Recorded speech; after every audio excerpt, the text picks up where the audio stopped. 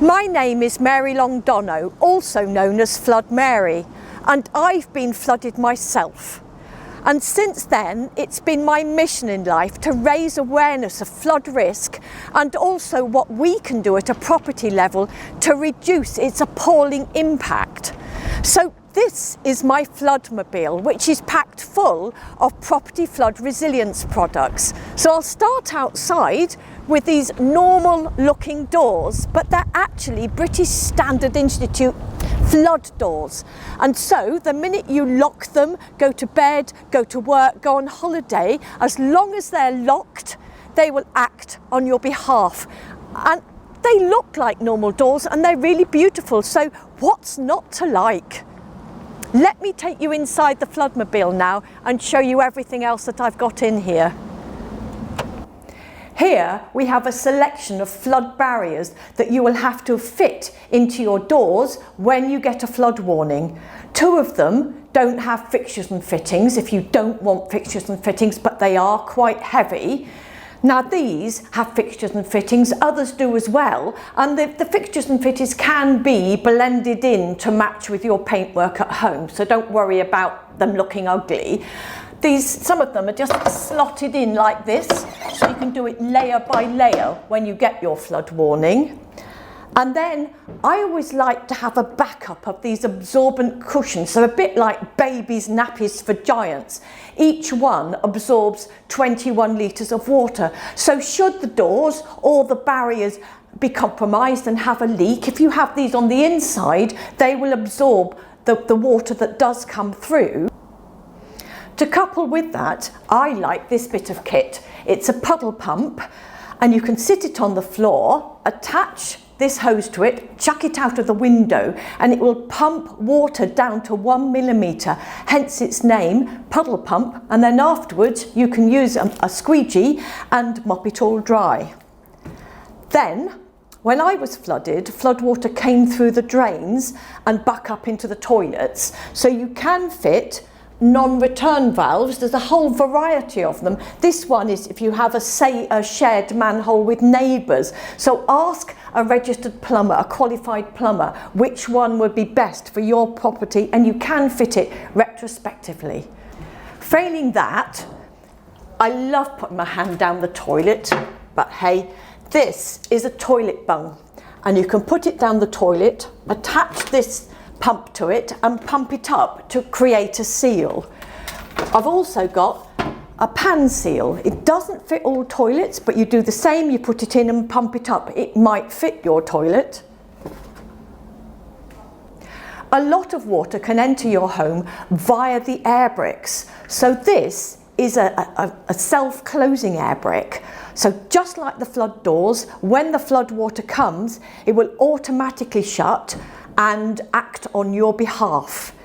Failing that, we can get air brick covers, and this one here retails at little over £20, so it's money well spent. You will have to fit those when you've got your flood warning, likewise the one above it. This one, if you can imagine, your air brick will be down here, but this is on permanently. The ventilation will still happen, but this will always be acting on your behalf. And also, whilst I'm in this area, lots of people have told me that when they've been flooded and cleaned up, they open up their washing machine and water comes teeming out of it. So this is a non-return valve for a washing machine or dishwashers. You can also get them for under the sink and showers. So again, it will reduce the amount of water that gets into your house and save a lot of heartbreak. This membrane system is a more costly solution to the ones I've been showing you, but if you're at regular risk of flooding or your property's worth a lot of money, it's worth the investment. So I want you to imagine this is your sitting room wall, and it's got emulsion on it or wallpaper and a picture hanging, but behind it is this membrane system. The water will come through your walls and go behind it, we've got one on the floor too. It's a thicker one, and it's directed to this channel here where the water is pumped into this sump pump below you and underneath the property. Now, I know of people who've got flood doors and this system and have remained home and dry. Everybody I've talked to, and I know myself, that the recovery from the flood is far worse than being flooded itself. So in the Floodmobile, we've kitted it out with materials that will recover quickly after a flood. So I'll start with the ceramic tiles with waterproof grout and adhesive. Now you can get beautiful ceramic tiles these days that look just like wooden floors, so your home can still look homey with a rug on top of it, and it will be easily washed down after a flood. Now this one just looks like laminate flooring, but actually it's plastic flooring. It can be pulled up, it clicks together, it can be washed under the tap and put back down again if needed. And also hard wooden flooring with yacht varnish can recover from a flood. I've also got a sort of plaster here. It's called magnesium oxide or dragon board, and it can be wet and recover from a flood. We've got its matching insulation here, and also this is closed cell insulation. This will recover from a flood, because insulation, when it's wet, often the traditional insulation just falls down and will have to be removed as it's incredibly wet.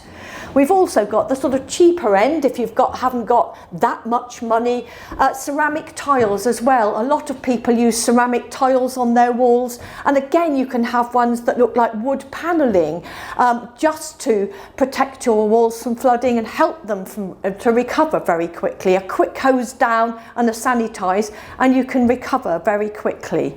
Now, the biggest price tag from a flood is the kitchen.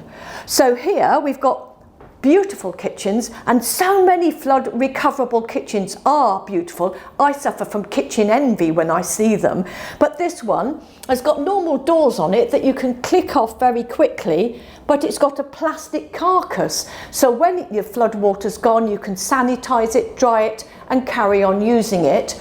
And likewise, this one is a carbon neutral material from Scandinavia. And so you've got your flood warnings, you move the drawers to higher up, and then all the bits can be dried down, sanitized and recovered, and you can use them again. So it's money well spent.